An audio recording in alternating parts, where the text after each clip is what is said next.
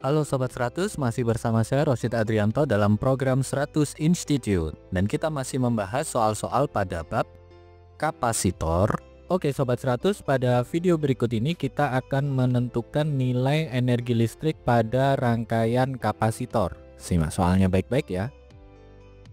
Jadi Sobat 100 perhatikan baik-baik gambar rangkaian kapasitor di bawah ini. Jadi di sini ada sejumlah kapasitor terhubung dengan sumber tegangan. Nah, pertanyaannya adalah Sobat 100 diminta untuk menentukan besar energi listrik pada rangkaian tersebut. Itu berapa? Oke, Sobat 100, untuk mempermudah dalam menyelesaikan soal ini kita tandai dulu ya. Karena di sini ada banyak kapasitor. Pertama-tama yang 3 mikrofarad ini katakanlah sebagai C1, lalu yang 1 mikrofarad ini sebagai C2, yang 2 mikrofarad sebagai C3, lalu yang 6 mikrofarad sebagai C4, dan yang 4 mikrofarad ini sebagai C5. Nah, yang ditanya besar energi listrik pada rangkaian kapasitor. Oke, pertama-tama sebelum menghitung energi, Sobat 100 cari dulu rangkaian kapasitor ini, nilai kapasitansi penggantinya itu berapa. Jadi kita analisa dulu ya, dari rangkaian ini pertama yang bisa kita kerjakan adalah C2 dan C3 ini tersusun secara paralel.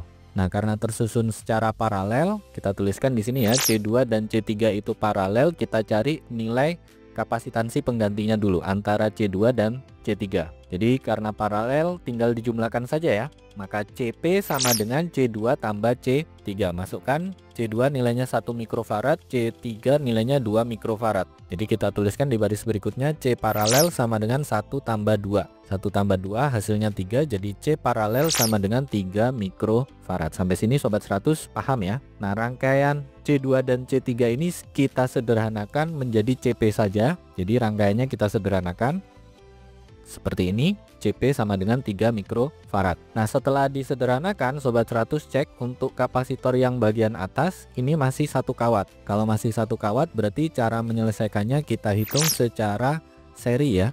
Jadi kalau dihitung secara seri, kita cari kapasitansi penggantinya pakai rumus seper. Sehingga seper C seri sama dengan seper C1 ditambah seper CP ditambah seper C4. C1 nilainya 3 mikrofarad, CP tadi 3 mikrofarad, C4 nilainya 6 mikrofarad. Kita masukkan angka, kita tuliskan di baris berikutnya, seper C seri sama dengan sepertiga tambah sepertiga tambah seperenam. Nah, di sini kita samakan dulu penyebutnya ya. 3 dan 6 KPK-nya adalah 6. Jadi yang sepertiga berubah menjadi 2/6, yang seperenam tetap.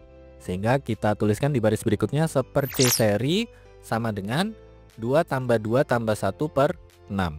Kita hitung sama-sama ya Sobat 100. 2 tambah 2 hasilnya 4, 4 tambah 1 hasilnya 5. Jadi seper C seri sama dengan 5/6. Karena kita ingin menghitung nilai kapasitansi pengganti susunan seri ini, jadi C seri sama dengan 6/5, hasilnya adalah 1,2 mikrofarad. Sampai sini Sobat 100 paham ya. Nah, ini rangkaian yang di atas kita ganti dengan C seri. Jadi lebih sederhananya sebagai berikut, tinggal C seri di atas nilainya 1,2 mikrofarad. Nah, terakhir kita hitung nilai kapasitansi pengganti untuk rangkaian kapasitor ini secara total ya. Jadi antara C seri dan C5 ini tersusun secara paralel. Karena paralel, maka untuk menghitung nilai kapasitor totalnya, C total itu sama dengan C seri tambah C5. Oke, kita masukkan nilai C serinya 1,2 mikrofarad, C5-nya 4 mikrofarad. Sehingga C total sama dengan 1,2 ditambah 4. 1,2 tambah 4 hasilnya 5,2 ya. Jadi C total sama dengan 5,2 mikrofarad. Nah, kalau Sobat 100 sudah dapatkan nilai kapasitansi pengganti untuk rangkaian kapasitor atau C total, barulah kita hitung energi listrik rangkaian kapasitor. Yang mana untuk rangkaian kapasitor, rumus energi listriknya adalah W sama dengan setengah C total V kuadrat. Nah, masukkan C totalnya adalah 5,2 mikrofarad. Ingat, mikro itu bisa diganti dengan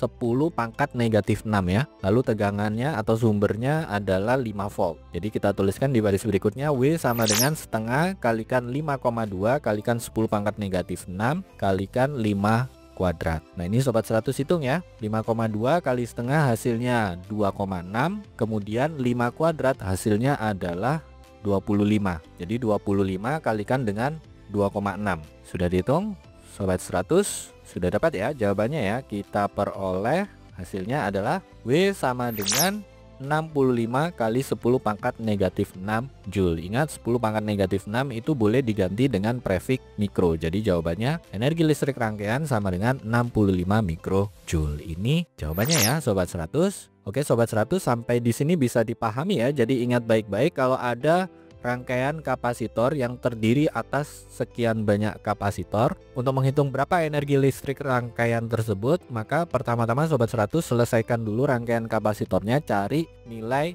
kapasitansi penggantinya. Jadi untuk menghitung nilai kapasitansi pengganti pada rangkaian kapasitor, Sobat 100 analisis dulu rangkaiannya. Sobat 100 cek mana bagian yang bisa dihitung terlebih dahulu. Nah kebetulan di soal ini antara C2 dan C3 itu tersusun secara paralel, jadi ini kita sederhanakan dulu. Ingat untuk menghitung susunan paralel ini tinggal dijumlahkan saja ya. Jadi CP sama dengan C2 tambah C3. Sobat 100 masukkan nilai C2 dan C3, ketemu nilai C paralelnya. Nah setelah diparalelkan, ternyata antara C1 dan hasil C paralel tadi kemudian dengan C4 itu masih satu kawat. Kalau masih satu kawat berarti ini tersusun secara seri. Jadi kita cari lagi kapasitansi pengganti untuk susunan serinya. Ingat untuk susunan seri pakai seper ya. Jadi seper C seri sama dengan seper C1 tambah seper C paralel tambah seper C4. Ini khusus untuk soal ini ya. Masukkan nilai C1, C paralel dan C4, lakukan perhitungan, ketemu nilai dari C seri. Nah setelah itu Sobat 100 cari nilai kapasitas totalnya ya. C totalnya berapa? Kalau sudah dapatkan nilai C totalnya, terakhir untuk menghitung energi listrik rangkaian kapasitor, formula yang dipakai adalah W sama dengan setengah C total V kuadrat. Nah Sobat 100 masukkan nilai kapasitansi totalnya, masukkan nilai tegangannya, ini tinggal dihitung saja, nanti ketemu ya. Besar energi listrik pada rangkaian kapasitor adalah sekian. Nah ini di soal ini boleh dijawab dalam satuan mikrojoule. Gitu ya Sobat 100, sampai di sini bisa dipahami ya. Nah kalau Sobat 100 sudah paham untuk video penjelasan ini, Sobat 100 bisa melihat atau mempelajari video penjelasan yang berikutnya. Lalu untuk pertanyaan atau soal-soal berkaitan dengan mata pelajaran matematika, fisika, kimia, Mandarin atau English, Sobat 100 bisa tanyakan soalnya di aplikasi tanya jawab soal. Oke Sobat 100, selamat belajar ya.